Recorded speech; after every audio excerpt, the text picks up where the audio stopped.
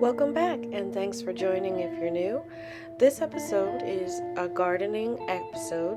What I'm doing is breaking down my already dried herbs. Just a quick video showing what I did.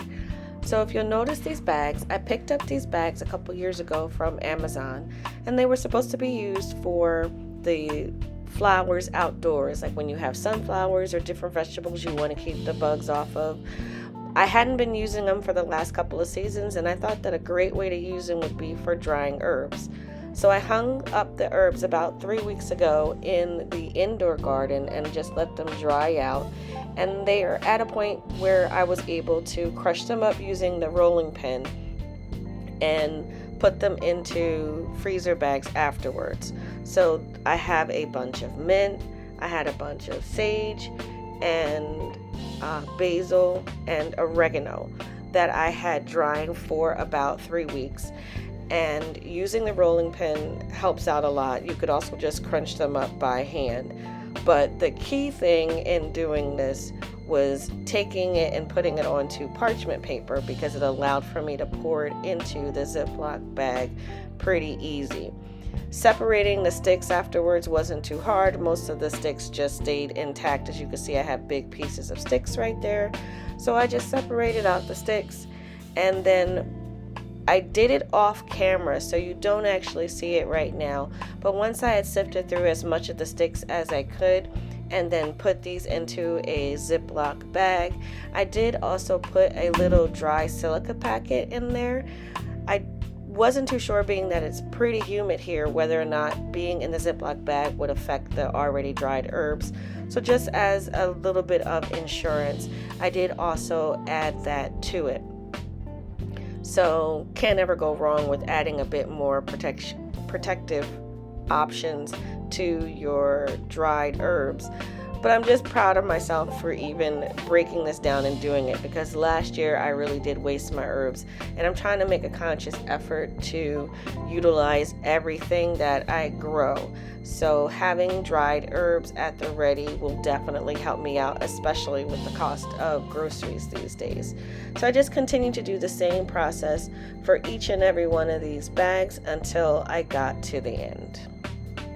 Unfortunately, with the crazy weather we had here in South Jersey this spring, I'm not able to dry and collect many herbs. Our weather was in the freezing for a couple days, then it would get into the 70s, then freezing, then it jumped to the 90s. So a lot of my herbs went to seed.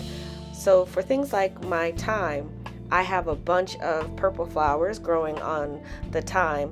I wasn't really able to collect much of that before it went to seed, so I'm hoping some of the ones that I clipped won't be too bitter. I don't know if herbs are kind of like lettuce, where the lettuce gets bitter if it goes to seed. So we'll see what happens when that round of herbs comes out. But a lot of what I could have harvested, I'm just leaving out there to make sure that I bring pollinators into the yard now that it's warmer and it's becoming melon and squash season. I definitely want to have any and every source possible that I can use to bring in those pollinators. So a lot of my herbs are still outdoors and going to seed. I have the cilantro, which I never even got to collect the cilantro at all. That is going to seed, as well as the thyme, most of the basil, and I don't think the mint is, but a lot of the cilantro, thyme, and basil for sure are going to seed.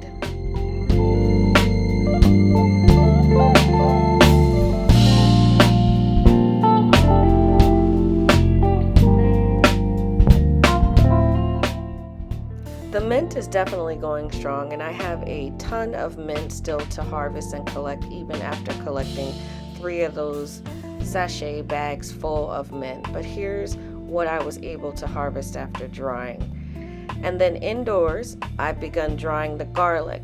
So the garlic varieties that I had all had a 210-day maturity. So these I picked at 215 days just to see what the difference is. The rest are still to come. I didn't get enough time to enjoy my lettuce, so I am growing lettuce indoors for the summer. And hopping over to the corn plant, this is the piece that my mother gave me about 3 months ago, almost 4 months ago now, going strong. Next to that, I have the pups from the pineapple that I harvested off of the ones that have been moved outdoors, which look a lot more green than they were. So this is just a quick update for what's going on this week.